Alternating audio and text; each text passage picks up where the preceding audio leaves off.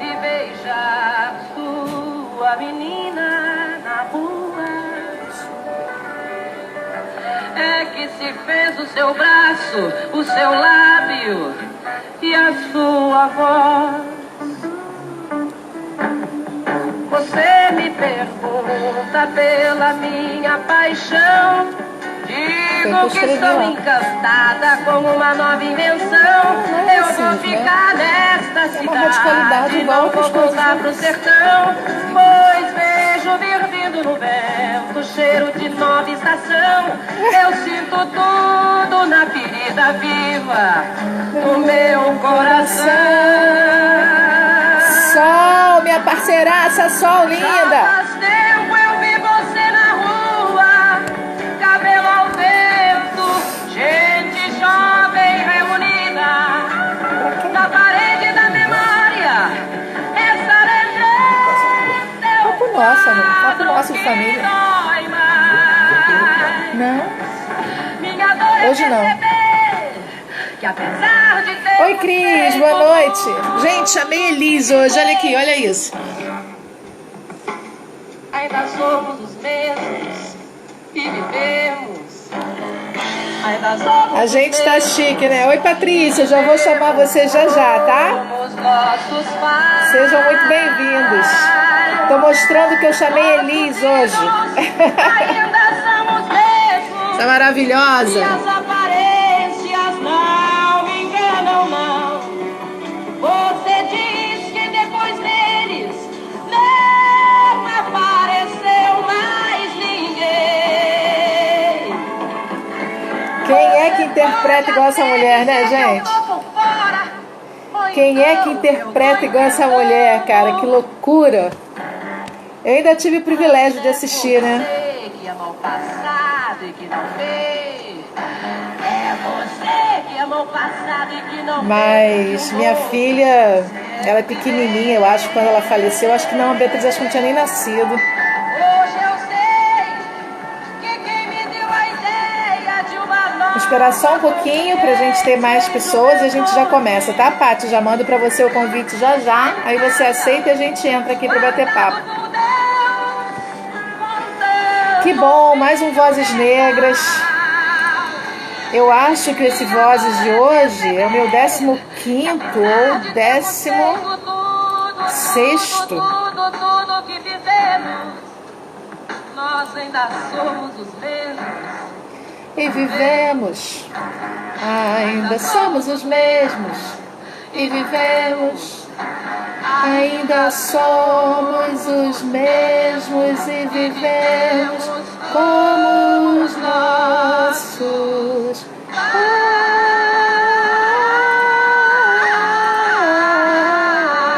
É 16º, gente. Que legal! Vamos agradecer a querida Elis, porque é muito chique a gente ter Elis Regina, né, gente? No nosso Vozes. É nosso 16º encontro do Vozes Negras. Acho que a gente só furou uma quarta-feira nesse período.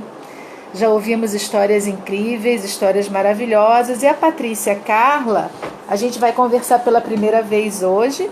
A Patrícia faz parte do grupo de meninas que me foram indicadas pela Luciana Lima, que foi a minha musa inspiradora, né, desse projeto. Foi ouvindo a Luciana numa live que eu senti esse desejo de fazer alguma coisa concreta em termos de ação mesmo, para dar voz, né, e espaço para as minhas amigas e as amigas das minhas amigas pretas.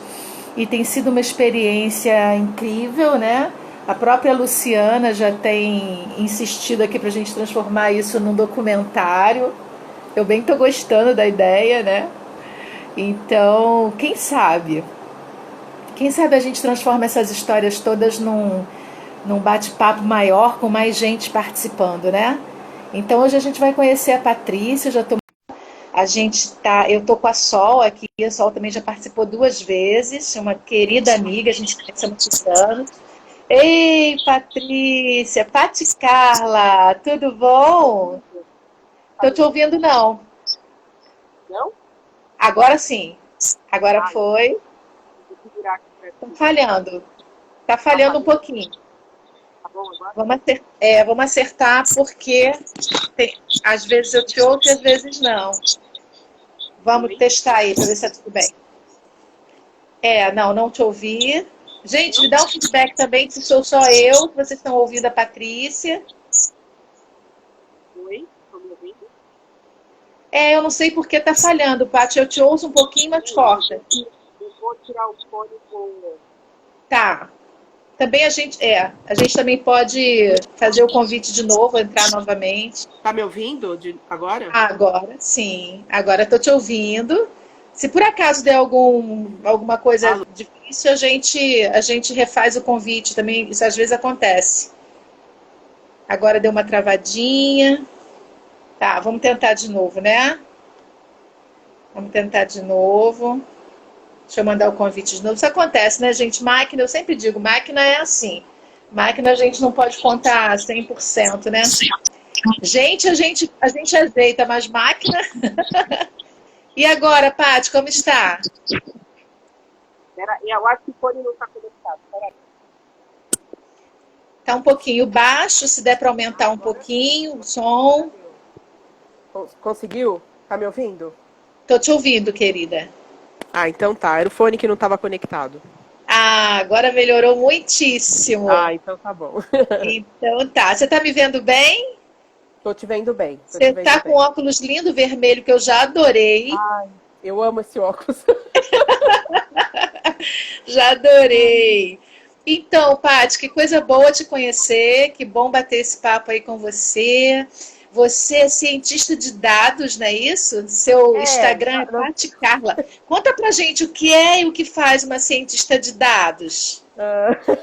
bom, eu sou formada em matemática e no final da minha graduação eu comecei a trabalhar no Núcleo de Estudos da Violência da USP, com bases de dados de mortalidade. E desde então eu só trabalho com bases de dados, com dados, fazendo análise de dados, análise estatísticas. Me especializei na área de estatística e depois eu fiz a minha pós-graduação na área de saúde pública. Eu não entendi a pós-graduação, hein? Em saúde pública. Você segurando fica bem melhor, fica mais pertinho, mais Ah, alto então pra tá, eu vou gente. segurar. Eu vou Vai segurar. ser, vai ser um castiguinho agradável pra gente te Não ouvir tem melhor. problema. Não tem. Eu Cara, tenho então apoio no cotovelo aqui. então tá bom. Então você trabalha com número o tempo inteiro, estatística, Sim, análise, que sim. coisa louca. Eu amo essa diversidade dos gostos, sabe, das pessoas, porque eu sou uma pessoa que eu me considero incapaz de passar mais do que umas 2 horas e meia analisando o número. E eu passo o dia, pode me deixar o dia todo que eu faço sem problemas. Eu gosto Sim, muito. mas é isso que eu acho lindo, porque assim, você passa o dia e sai feliz. Tipo assim, Sim. fiz o que eu gosto, né? Eu sou capaz de passar o dia, mas eu vou estar morta no final do dia. Eu vou estar acabada. Não vou mais conseguir trabalhar nenhum dia na semana, porque aquilo já vai me entupir de desespero. Nossa. Mas que bacana. Então a sua pós foi em Saúde pública. saúde Eu trabalho, pública. eu me especializei para trabalhar com dados de saúde, né? Que interessante. Isso. Entendi. E aí o teu trabalho, você hoje trabalha com isso?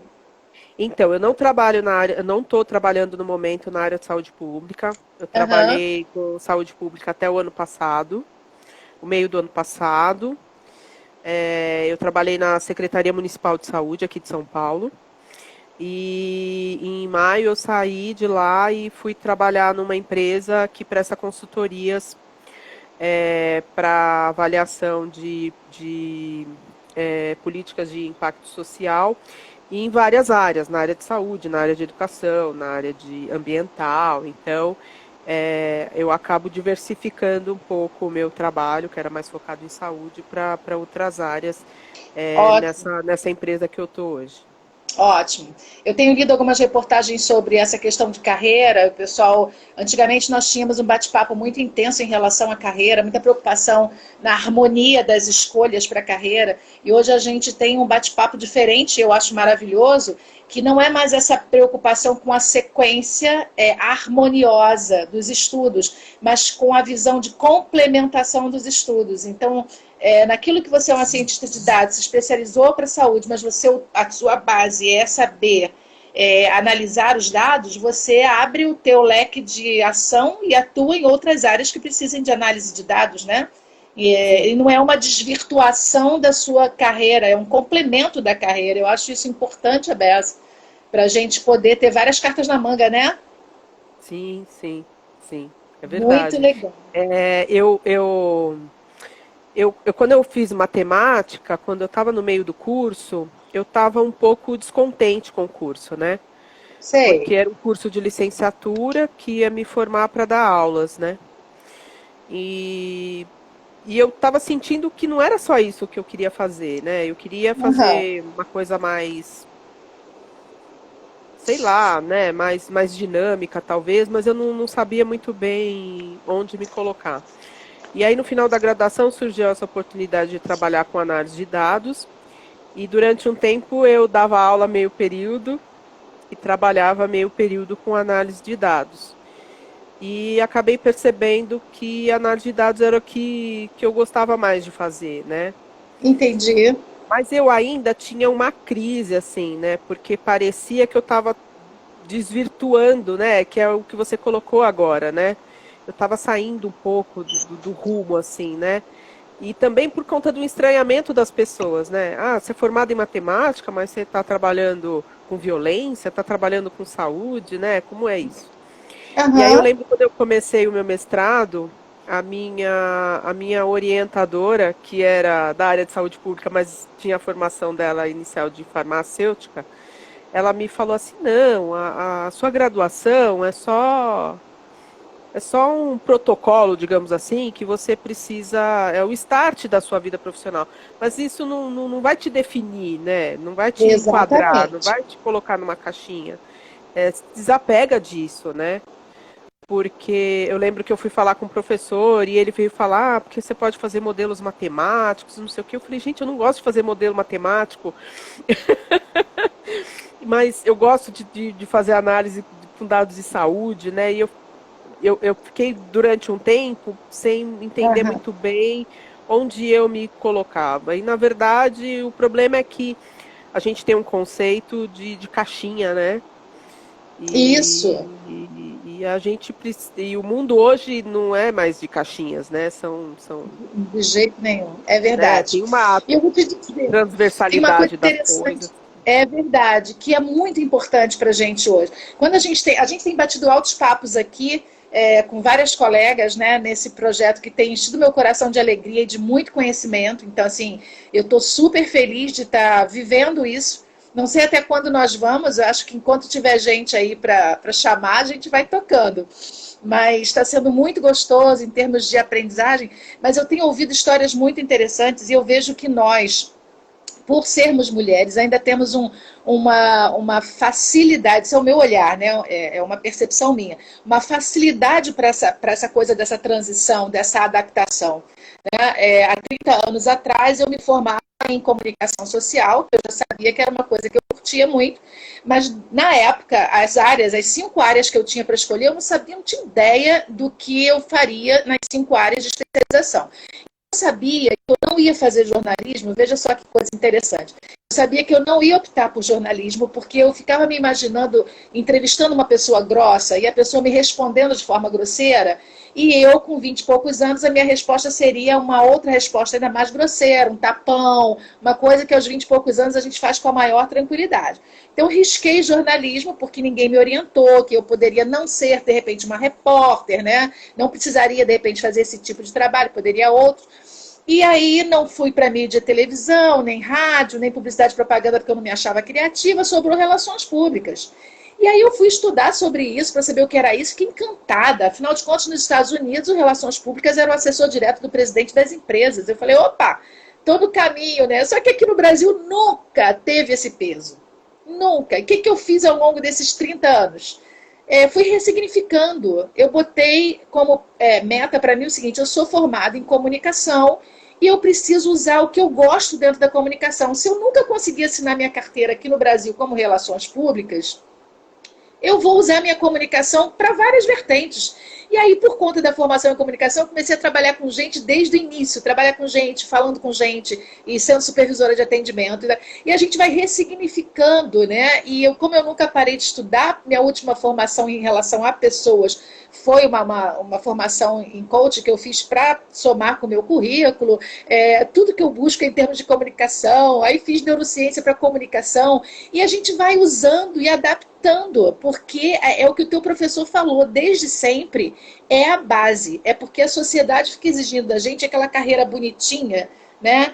Tipo advogado, tipo engenheiro e médico, que eram as 3 opções, né? Desde sempre, para que você fosse uma grande pessoa, não é isso? E hoje a gente tem coisas muito inovadoras, hoje a gente tem faculdade de direção de teatro, de TV, né? Tem cursos hoje que na minha época a gente nem sonhava que ia ter um dia. Então, eu acho que a gente tem essa facilidade também de adaptação, né, Paty? É verdade. Eu vou te confessar uma coisa. Quando eu estava na metade do curso, eu comecei a trabalhar na editora a igreja que eu participava na época. Era uma igreja pequena, mas eles tinham uma editora, uma mini editora, né? Uma coisa meio pretensiosa, assim, né? E era comandada por um jornalista que eu admirava muito, assim, eu gostava muito dele. Admirava mesmo, assim. E aí o meu trabalho estava... eu não tinha horário para sair, então isso estava atrapalhando a minha faculdade, né? E aí ele me ofereceu, falou, você não quer ser minha assistente, não quer vir trabalhar aqui? E eu falei, eu vou, né? E aí eu comecei a me envolver com o trabalho, e aí ele começou a me dar texto para escrever, reportagem para fazer, sabe assim, tipo... E eu encantei com aquilo. Quando os Mamonas Assassinas morreram, eu, toda cocotinha, fui me enfiar na casa fui fazer reportagem, entendeu? Tipo, com gravador, pra entrevistar a família, umas coisas doidas, assim. Eu fui entrevistar a Gloria Gaynor, que veio no Brasil uma época, fazer um show. E aí eu me vi falando inglês, que eu não sabia falando inglês, tentando entrevistar a mulher, assim, tipo... Então... Conseguiu? E aí eu acho que sim, mas eu fiz uma pergunta, eu tava muito nervosa, eu não sabia falar inglês, eu tava com uma pergunta decorada, tipo, decorada mesmo, assim, tipo... Você escreveu em inglês e decorou? É isso, porque eu não sabia. Máximo!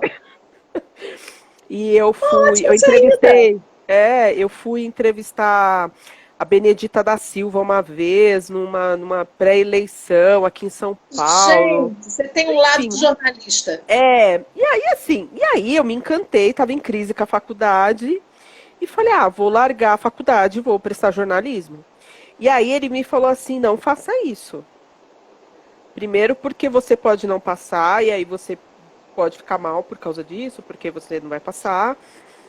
E segundo, que isso não faz diferença agora. Termina o seu curso e depois você vê o que você faz, né? Tipo, calma, né? E aí eu também tive uma fase em que, eu acho que eu já tinha saído dessa editora, mas eu estava encantada com esse trabalho. Eu diagramava livro, sabe? Olha, eu diagramei o livro inteiro, então... E aí eu fui fazer matéria como aluna especial, como matéria optativa. Eu fiz matéria de editoração, eu fiz matéria de jornalismo. Eu fiz várias coisas assim, e eu me encantava. Então, tem essa coisa também que eu acho que já era uma pista, assim, não se põe na caixinha porque você não é da caixinha. Exatamente.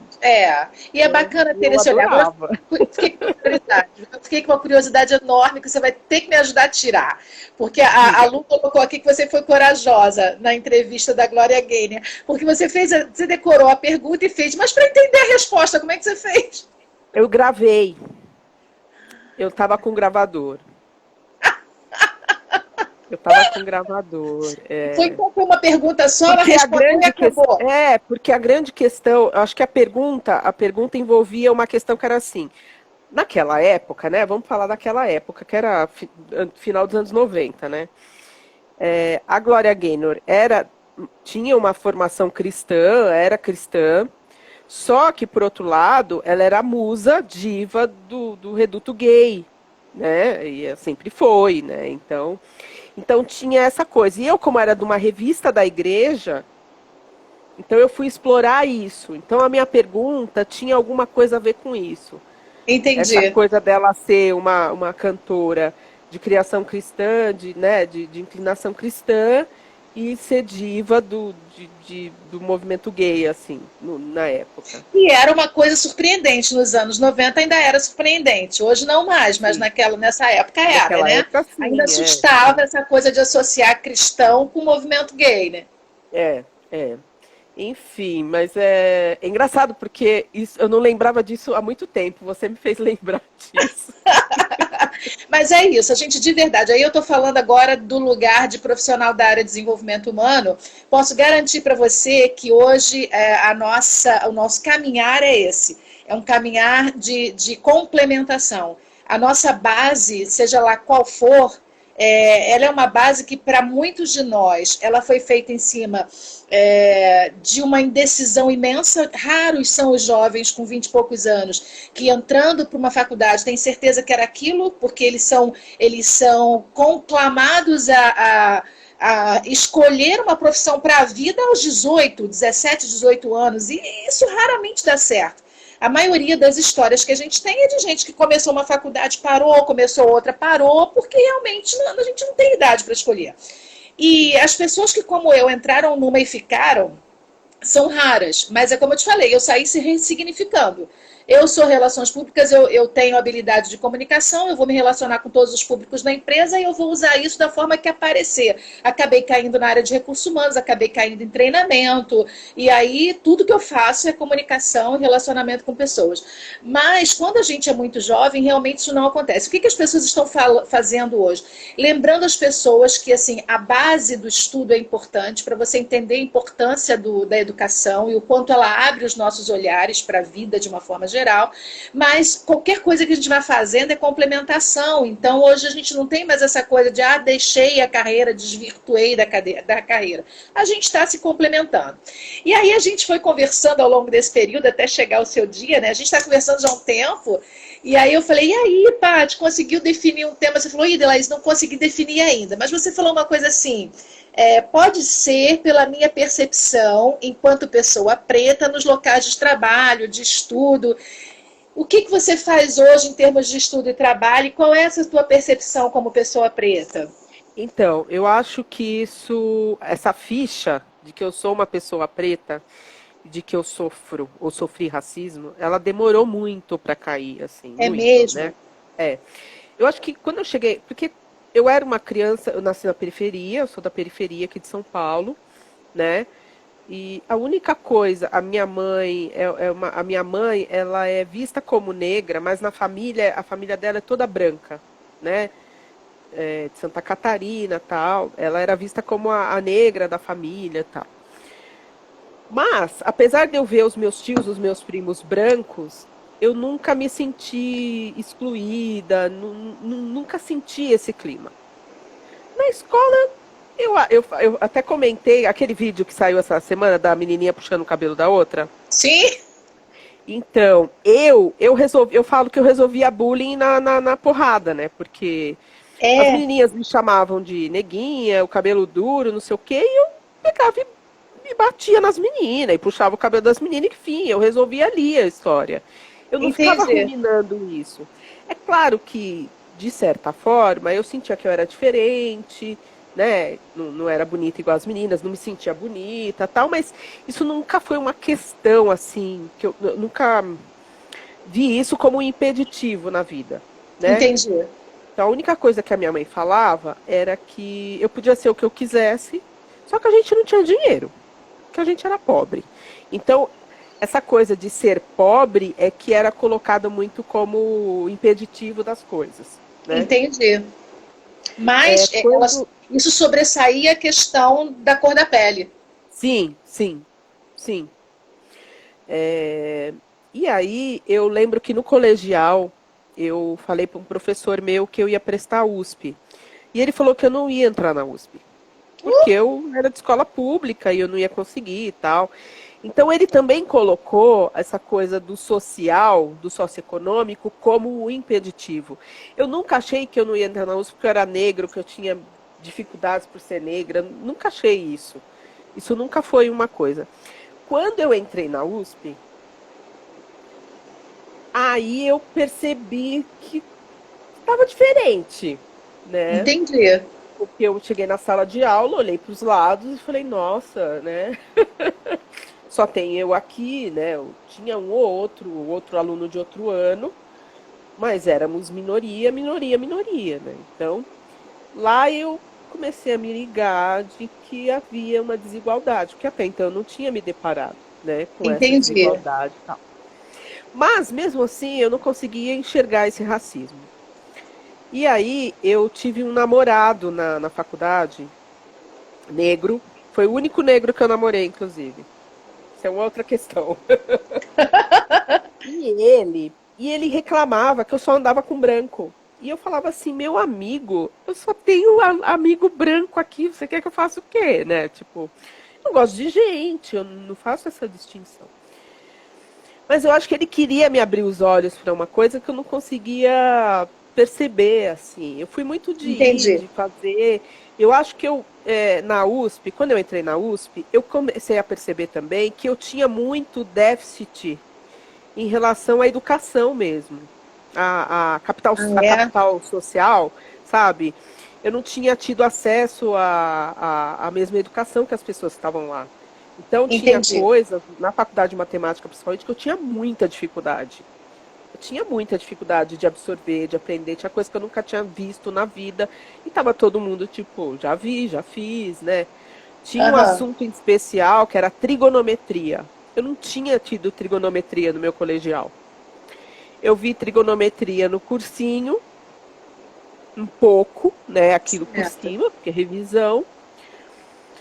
Consegui estudar para o cursinho porque, né, estava muito empenhada nisso, mas quando chegou lá, o negócio era pesado. E eu precisava ter tido uma base sólida disso para poder... E assim, eu passei os anos de graduação quase todos, com livro de trigonometria na bolsa. Eu andava com livro na bolsa. Nossa. Porque aquilo eu não conseguia acompanhar aquilo, né? Entendi. Então, essa coisa do socioeconômico sempre era maior para mim, na minha visão, do que a questão racial.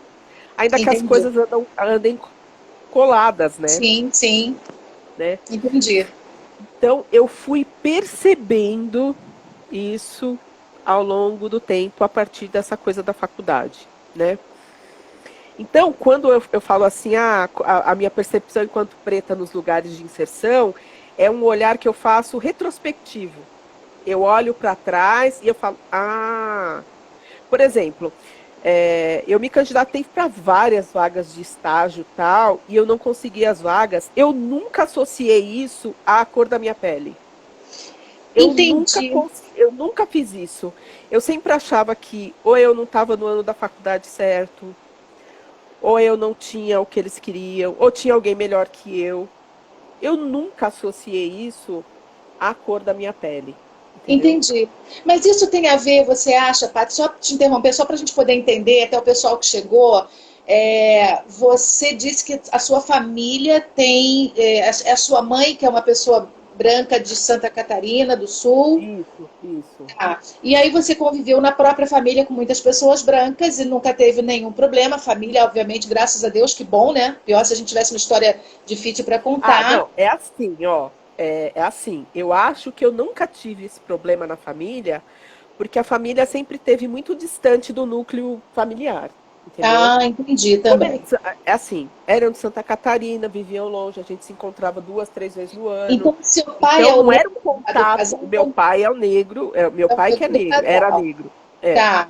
Ele já faleceu? Meu pai negra, já faleceu. Entendi. Então, eu acho que a minha mãe, inconscientemente, ela me blindou disso, né? eu acho que inconscientemente mesmo. Eu acho que ela nunca teve essa percepção, entendeu? Entendi. Ainda que ela tivesse sofrido muito racismo na família dela, Eu faço ideia. né? Então, mas assim, a minha avó, as minhas tias, isso nunca foi uma questão quando a gente se Pois encontrava, é. entendeu? Então, eu acho Nunca que a sua foi. não percepção imediata dessa questão, não sentir isso, eu acredito que tem a ver com essa sua história. A sua mãe te blindou, mas não sei se eu estou errada, se eu tiver pode me corrigir, mas é que eu estou analisando aquilo que você está contando para gente. A sua mãe te blindou, falou que você podia ser o que você quisesse, tal. Na sua família, no seu núcleo familiar, não tinha esses, você não percebia essas questões, e aí você chegou na faculdade, só lá que você conseguiu começar a ver isso de uma forma diferente. E até nos estágios, então, você não associava. Não, nunca associei. Hoje, Entendi. fazendo um retrospecto, eu acho, é uma inferência, não posso dizer, né? Que muitas das vagas para as quais eu não fui selecionada foi por conta da questão racial, né? Entendi. Porque eu tinha toda a capacidade técnica de fazer aquelas funções. Muitas coisas eram em banco na época, porque o caminho natural de quem fazia exatas era ir para banco. A maioria dos meus colegas trabalhava em banco, na área de seguros, né? Então, era o caminho natural fazer isso, né? E eu nunca consegui entrar num banco, por exemplo. Então, hoje, mas na época eu nem me ligava, né? Entendi. E você, quando você começou a se ligar, como é que foi isso? Assim, eu sei que você colocou na sua descrição que você é cientista cristã e colocou para mim, colocou assim, desigrejada, se coloca só se for interessante. Mas como o nosso público não é todo de pessoas cristãs evangélicas, tem várias aqui com a gente, mas não são todas, eu resolvi não colocar, mas eu tenho interesse em saber como é isso hoje para você, para ver se você está no mesmo ponto do desigrejado que eu estou. Bom, eu tenho uma história muito complicada com a igreja. A minha mãe se converteu quando eu tinha 12 anos, mas a minha avó materna era evangélica desde que eu me conhecia por gente. E sempre que a gente estava junto, rolava culto em casa, rolava hinos, e a minha mãe sabia. A minha mãe não frequentava a igreja até então, mas a minha mãe sabia os hinos e tal. Até que um dia minha mãe resolveu ir para a igreja. E a minha mãe virou aquelas crentes chata, que todo Oh, mundo meu que não vai para a igreja pai. vai para o inferno, enfim. E eu acabei indo para a igreja para evitar a minha mãe, falando que eu ia para o inferno. Só que quando eu cheguei na igreja, tinha muito adolescente da minha idade lá. Então era um lugar perfeito, era um lugar incrível. Porque tinha todo mundo. A minha galera tava lá, né? Mas ao mesmo tempo, eu não entendi as regras da igreja. Do tipo, não pode usar calça na igreja, não pode bater palma, não pode fazer isso, não pode fazer aquilo. Por um lado, eu não entendia, eu questionava, e por outro, eu sabia que as pessoas faziam escondido. Então, eu sempre fui muito rebelde, assim, do ponto de vista deles, né? Em relação a essas coisas. E aí, com 16, eu acho, eu tive um embate com o pastor da igreja, era uma igreja muito tradicional, uma igreja batista. Aí em E eu São fui Paulo. expulsa da igreja. Eu fui expulsa da igreja. Oh, meu Deus, excluída. Eu fui excluída. É uma história ótima. É que assim, primeiro que estava surgindo esse movimento pentecostal, né? Ah, tá. Então estava pipocando muitas dessas igrejas pentecostais, barulhentas, com som alto e tal. Nos fundos da nossa igreja tinha uma outra igreja dessas. O nosso culto começava às 6. O culto da outra igreja começava às 7. Então, o que Ei, os adolescentes faziam? O nosso culto começava, quando o pastor fechava o olho para orar pela palavra, a gente saía para ver o louvor da outra igreja. Adoro! Era História de perfeito. desenho. O time era perfeito, entendeu? Só que um dia, essas igrejas pentecostais não tem muita regra, né? Um dia o pessoal se empolgou lá. E a gente não queria sair, o som estava ótimo. Quando a gente voltou, tava os pais no meio da rua, todo mundo procurando a gente. Era uma turminha de uns 8 adolescentes, assim. E aí, a minha mãe sabia que eu fugia. Porque a minha mãe não ligava para essas coisas. E aí todo mundo tomou bronca, tal. No outro final de semana, os adolescentes foram chamados para conversar com o pastor. E eu tinha um agravante, porque às segundas-feiras eu também ia na Renascer, que tinha um louvorzão na Renascer em Cristo. Foi logo no comecinho. Era assim, resgate, oficina G3, tudo começou lá nesse lugar, nessa época. Entendeu? Então, cara, era o auge, assim. Lotava, nossa, era ótimo. G3.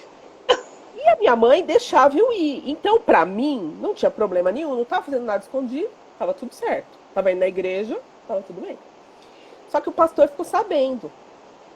Então ele chegou para mim e falou assim, vocês não podem ir na outra igreja, porque essa igreja não é de Deus. E aí eu, como assim não é de Deus? Não, e aí a conversa foi esquentando. E aí eu fui jogando todos os podres da igreja. Você tinha quantos anos, Paty? Eu tinha 16 anos. É mesmo?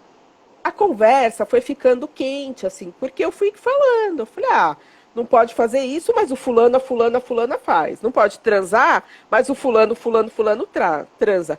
Não, mas a fulana foi excluída. Eu falei, só foi excluída porque ficou grávida. Se não tivesse ficado grávida, não tinha sido excluída. Porque o fulano faz.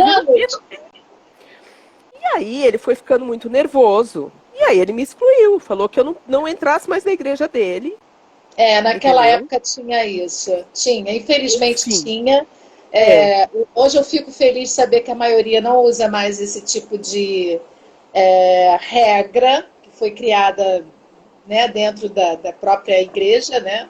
Mas infelizmente tinha mesmo, e era uma vergonha para os pais, era uma vergonha para a família, né? Ter um jovem e tal. Mas você, Paty, você é nova, você tem problema em falar a tua idade? Não, eu tenho 46. 46, a gente tem uma década aí de diferença aí, já tô batendo 5,6, amiga. Não, é a mesma faixa etária, tá? A gente tá na mesma faixa etária. Não, 10 anos faz diferença pra caramba, mas é por isso que eu sei tudo que você tá falando, estou totalmente harmonizada com a oficina G3, com o nascimento das igrejas pentecostais. Desde essa época que você se sente desigrejada, ou você que chegou a congregar? Então, o meu problema é que assim, eu não sei, eu participo também do Celebrando a Recuperação na IBAB, né? Meu Deus, meu então, sonho. no começo eu vi isso como aquela fala do pastor, porque ele me expulsou assim. Ele falou assim, eu não quero mais a irmã aqui, se a irmã tiver que passar na porta da igreja, a irmã tem que mudar de calçada.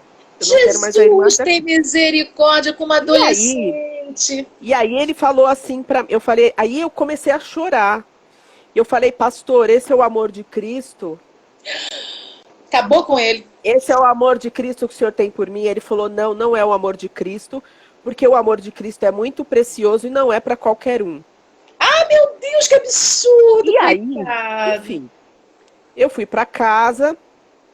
E eu falei pra minha mãe, eu chorei, minha mãe também saiu da igreja, tipo, eu não vou ficar nessa igreja. E tô gostando muito da sua mãe, viu? Isso me causou eu acho que isso me causou uma ferida. Então, eu precisava me curar disso, sabe? Porque é muito ruim, é muito, assim, é muito ruim ouvir de qualquer um que o amor de Cristo não é para você, que aquilo não é para você. Óbvio, imagina de um pastor, que você, né? Enfim. Ainda que eu tivesse tensionado ele num ponto que ele também estava nervoso. Mas você era adolescente, ele era um adulto. entre aspas e muitas aspas, preparado para o ministério. Então, assim, enfim, a imagem totalmente distorcida, né? Hoje você sabe disso, a imagem distorcida do evangelho, imagem distorcida do que Jesus Cristo deixou de exemplo para a gente. Quem somos nós para julgar qualquer pessoa e especialmente para excluir qualquer pessoa? Mas, de alguma forma, cria aquela feridinha que a gente diz que é a ferida da instituição, né? Então, aí eu inclusive, assim, eu frequentei um tempo, depois que eu saí de lá, eu fiquei um tempo na Renascer, mas eu não conseguia me adequar às pessoas, porque eu não conseguia fazer vínculos, porque era uma igreja muito grande. Tinha esse problema do neopentecostalismo nesse comecinho dessa teologia da prosperidade, que também não concordava. Aí eu fui para essa outra igreja que eu te falei que eu trabalhei, nessa outra igreja. Fiquei lá um tempo. Aí comecei também a ver essa coisa do faz o que eu mando, não faz o que eu faço. E aí eu falei, gente... E aí coincidiu com a época que eu estava na faculdade já. E aí lá nessa igreja eu falei assim, eu acho que igreja não é para mim. Então eu vou sair da igreja. E eu saí deliberadamente, assim. Não foi aquela coisa de você vai se afastando, se afastando. Entendi. Não, Entendi. eu saí, eu rompi. E aí eu fui conhecer terreiro, eu fui conhecer cartomante, eu fui conhecer o mundo. Eu fui conhecer o mundo. Eu fui morar na República da Faculdade. Eu comecei a beber, eu fumei maconha, eu comecei a viver, assim. Sim, mas muito coerente. Eu acho esse seu relato muito coerente com a menina de 16 anos que enquadrou o pastor, entendeu? Eu acho muito coerente. E aí, eu fui conhecer todas as coisas, assim. A coisa que mais se aproximou de uma coisa que tocou meu coração foi o budismo. Uhum. Mas o budismo não tinha Deus, então eu falei, eu preciso dessa imaterialidade de Deus, eu preciso disso. E aí eu resolvi falar, eu acho que eu vou ficar aqui, porque eu acho que Deus está comigo, ainda aqui dentro da minha cabeça, por conta dos ensinamentos, eu não tinha certeza se eu era mais salva, se eu ainda ia para o céu, todos aqueles conceitos, né? Mas eu falei, não, eu estou bem aqui. Eu não estou fazendo nada de errado. Eu não estou prejudicando a mim, não estou prejudicando o outro, está tudo certo. Eu vou ficar aqui. E aí fiquei nesse lugarzinho até 10 anos atrás. Então eu fiquei nesse lugar uns 15 anos. Nesse lugar de deixa eu ficar aqui sem igreja. Deixa eu ficar como está, deixa assim como está. Aí, no meu processo de divórcio, eu me divorciei há 10 anos, aquela fase de sofrimento e tal, eu fui convidada para ir na igreja da minha dentista, e aí eu me aproximei de novo da igreja, né? E a igreja foi muito importante para mim nessa época, sabe? Foi muito importante, foi um lugar de cura, de acolhimento, de tudo aquilo que eu estava precisando. Então isso foi muito importante. Só que passar desse período de, digamos assim, de pronto-socorro da igreja, eu comecei a ter os mesmos embates que eu tinha lá. Eu falei, não, o problema é comigo. Eu que estou errada, eu que vejo o evangelho com outros olhos, eu que tenho dificuldade de me relacionar. E aí chegou o Celebrando a Recuperação, que é esse projeto da IBAB, da qual eu faço parte, e me botou essa lupa, sabe, nessa ferida que eu tenho, e nas outras todas feridas que eu tenho, nessa coisa que eu me sentia rejeitada e não sabia muito bem aonde que eu me sentia rejeitada. E aí entra essa coisa do racismo, que eu nunca tinha botado olhos nisso. Eu acho que isso deu uma, né, ressaltou. E aí eu pude começar a trabalhar isso. É claro, eu estou trabalhando, isso é um processo, né? Isso é claro. Enfim. Só que desde que eu entrei no CR, eu tenho tido fases com a igreja, sabe? Uma hora eu tá lá, outra hora eu tá aqui. E aí eu falei, eu acho que por que que tem que ser assim? Por que que tem que ser sempre questionando? Por que que tem que ser esse lugar? Aí uma amiga minha, uma grande amiga minha, ela falou assim pra mim, Paty, mas a crise é com você, Deus não tem crise nenhuma com você. É você que tá em crise, com igreja, não é nem com Deus, é com igreja. Para com isso, larga a mão disso, tipo, vive do jeito que você quiser. Você quer ir na igreja? Você vai. Você não quer? Você não vai. Enfim, né? É claro, a gente precisa se alimentar da palavra de Deus, precisa estar em comunhão, mas assim, qual é a sua essência? O que que você quer? O que que você deseja? Qual é o seu lugar confortável? Porque também ficar na igreja e ficar se sentindo desconfortável não é legal, Aham, né? aham. E aí eu fiquei pensando muito nisso. Eu falei, é verdade, cara, é verdade. Eu tô nesse embate aqui, mas eu tenho que saber onde está meu relacionamento com Deus nessa história, né? Ele depende de eu ir no culto, de eu ir na igreja, de eu estar com os irmãos, eu preciso estar na igreja para estar com os irmãos, né? Eu preciso estar com todos os irmãos, né? Eu lembro de uma coisa assim, uma vez o Ed René, numa pregação, ele falou que Deus mandou a gente amar o próximo. Ele não falou para a gente ficar amigo do próximo, nem chamar o próximo para conversar, para tomar café.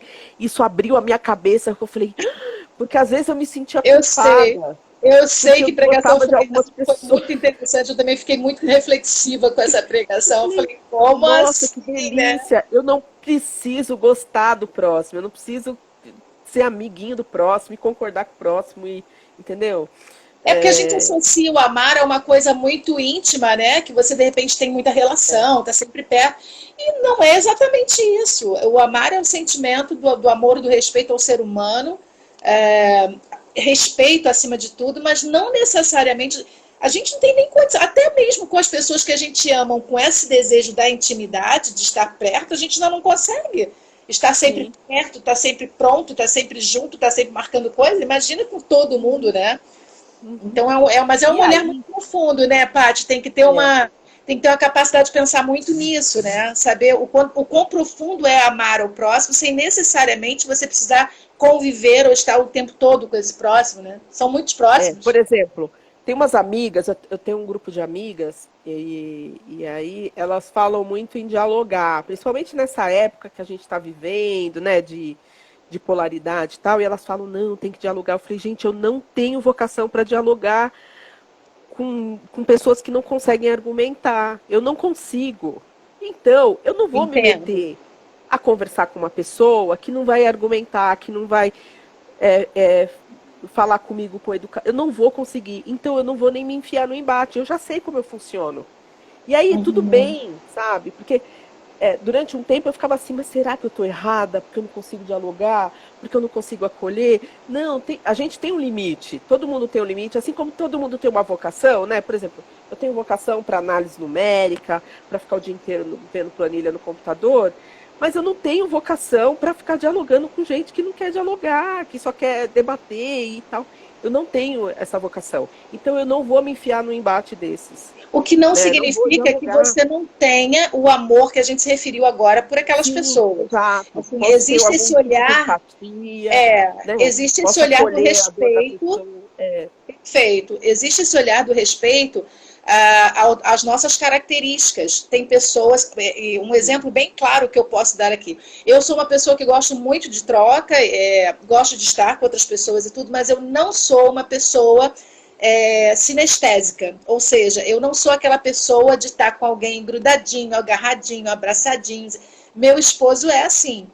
Então, por exemplo, no movimento que a gente passou uma época aí de uma noite do carinho aqui no Rio de Janeiro, eu falei, cara, eu quero ajudar, mas eu quero ajudar atrás das cortinas. E ele falou, não, eu quero ajudar, mas eu quero ir buscar o mendigo, quero colocar dentro do carro, quero abraçar, quero trazer. Eu falei, eu não quero fazer isso, mas eu quero fazer a comida, eu quero ajudar no lanche, eu quero botar a mão na massa. Mas essa coisa, ele tem o dom para isso, eu não tenho esse dom.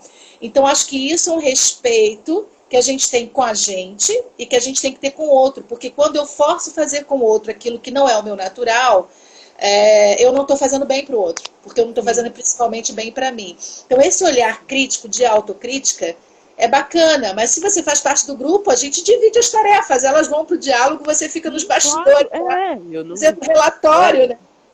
Verdade. Por exemplo, você falou isso agora, e teve um versículo, logo que eu entrei na igreja,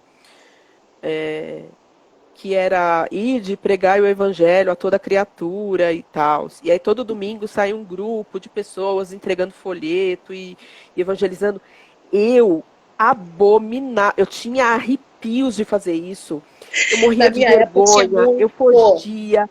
E, só que tinha uma pressão. Não, você tem que ir, você tem que fazer, e não sei o quê. E eu vivia com esse monstro na minha cabeça e tal. Quando eu entrei na faculdade, a minha mãe falava assim, não, você tem que dar o testemunho, você tem que ser exemplo, você tem que não sei o que e tal. E aí eu lembro nitidamente de um dia, eu fiz uma amizade lá na faculdade, uma menina, e a gente sempre pegava, na volta, a gente sempre voltava junto de ônibus até metade do caminho. E um dia ela falou assim pra mim, você vai na igreja? Aí eu falei, vou. Aí ela falou assim, nossa, você nunca me falou isso. Aí eu falei assim, porque eu tinha vergonha também de ficar falando, sabe? E aí eu falei assim, nunca falei porque isso nunca foi assunto, né? Aí ela falou assim, mas eu sempre soube que você era especial, ela falou pra mim. E aí ela deu tchau, desceu do ônibus, eu fiquei com aquilo na cabeça. Eu falei, não é especial, mas por quê? E aí, anos depois, né, a gente é amiga até hoje, um dia eu tava conversando com ela e eu falei assim, você lembra daquele dia, tal? E aí ela falou assim, eu lembro, tal. E aí eu falei assim, eu nunca gostei de gente que fica falando da sua religião o tempo todo, e fica tentando se impor, tal. Aí ela falou assim, mas isso é o que faz de você especial. Porque você mostra que você tem alguma coisa especial sem ficar falando, sem ficar botando a bandeira. Olha, eu sou cristã, olha, Jesus mora em mim, olha. Mas não foi São Francisco de Assis que falou para a gente pregar o tempo inteiro e, se for necessário, usar a palavra? É isso, né?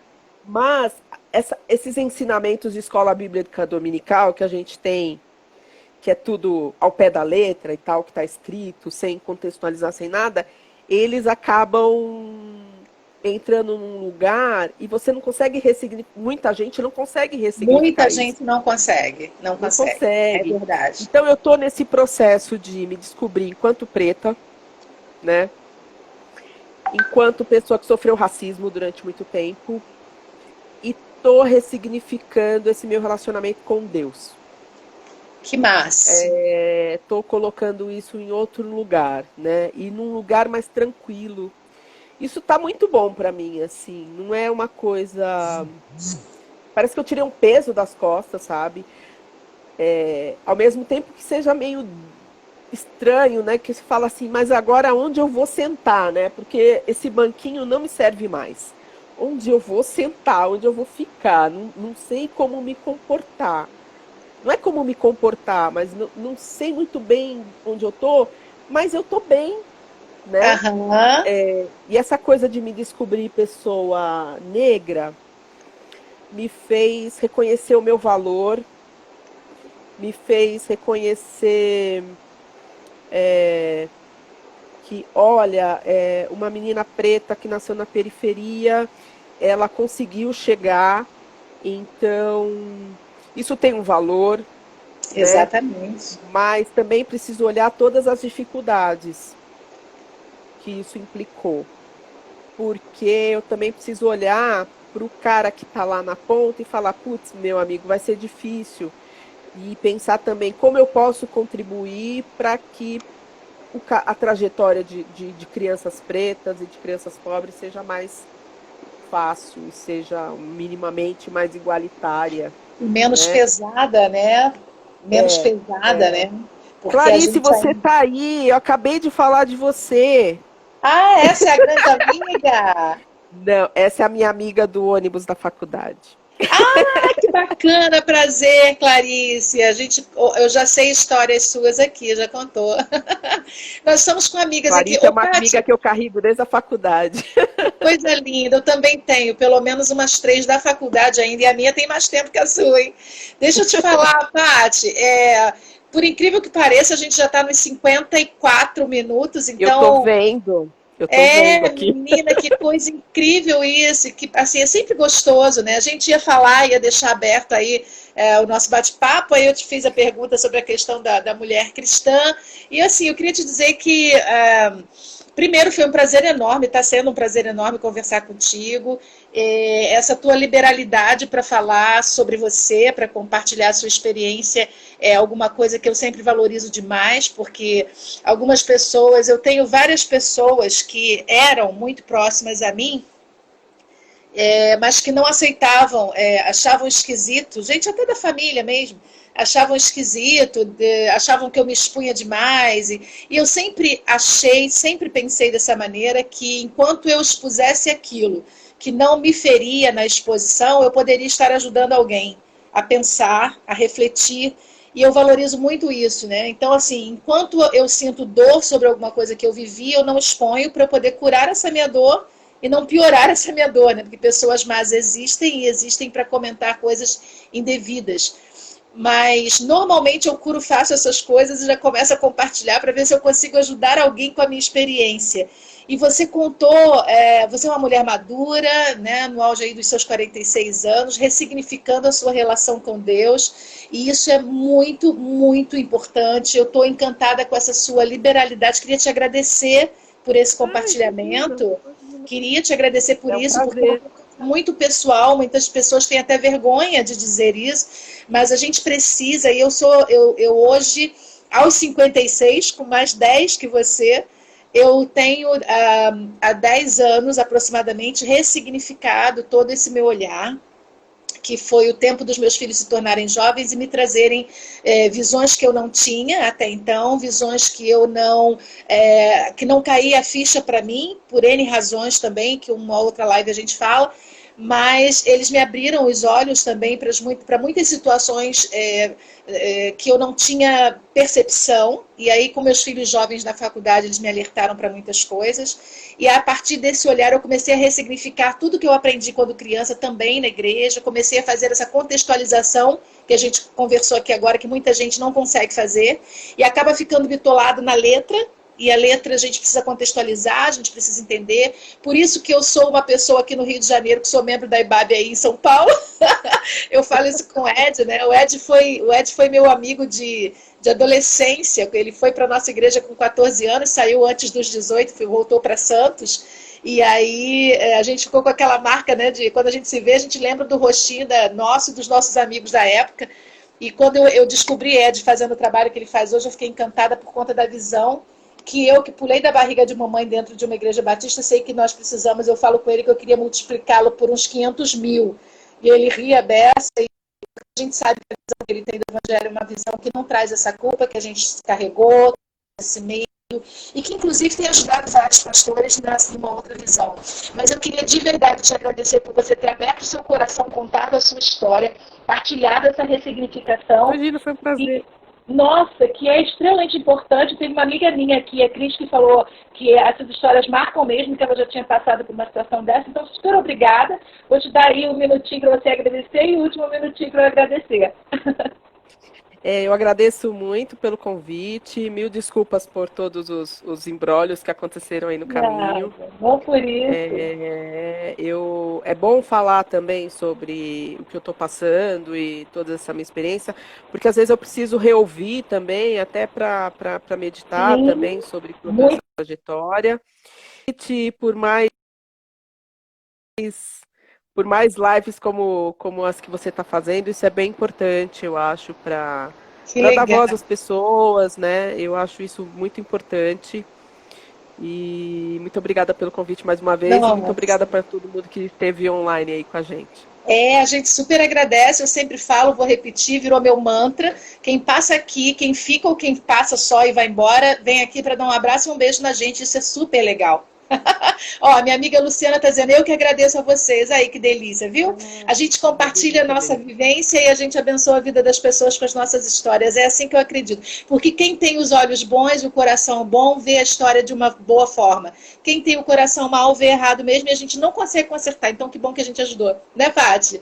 Muito obrigada, querida. Que prazer enorme. A gente está junto agora, tá? Prazer foi meu.